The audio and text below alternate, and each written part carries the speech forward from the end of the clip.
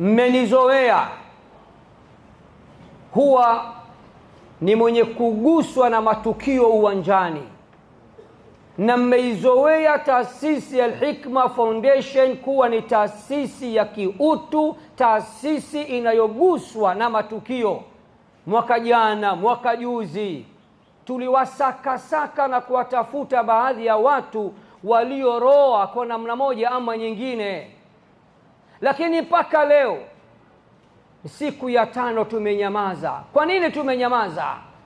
Tumenyamaza kwa sababu tupo katika utafiti. Kama nilivyosema, changamoto ya mwaka huu ilikuwa ni kubwa, na watu wote, narudia kwa msisitizo, hakuna ambaye hajaroa mwaka huu.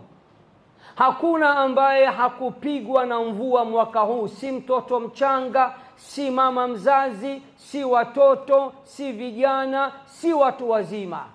Na jicho la Mola linaona kwa mapana na marefu. Mola, na kuomba kwa huruma zako na baraka zako, wote uwabariki na uwatazame kwa jicho la huruma. Sisi kama Al-Hikma Foundation hatuna upeo wa kuona kila kitu.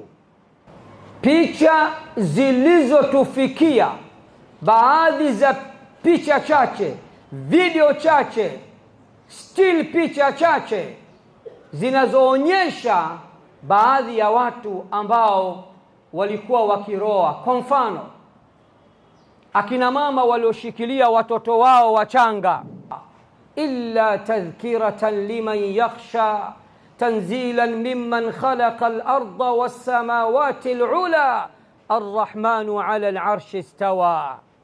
Wakaamua tukukaa kwa kuhofia watoto wasije wakapigwa na homa, wakaamua kuchukua shungi zao na kuwafunika. Kuna picha imetrendi ya dada mmoja aliyevaa hijabu au ushungi wa pinki.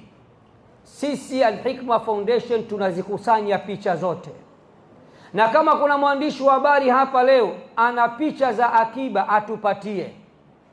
Kwa niaba ya watu zaidi ya 60,000 waliohudhuria pale, tutawaita hao wachache ambao Mungu ametuonyesha sisi, na mliobakia tukiwaita wachache kwa niaba yenu, itabidi muridhike kwa hilo. Toshekeni ya kuwa Mungu amewaona nyote. Sisi tunawaita kuwashukuru na kuwapongeza na kuwapa dua wale tuliowaona kwa upeo wa macho yetu pamoja na picha ambazo tumezipata.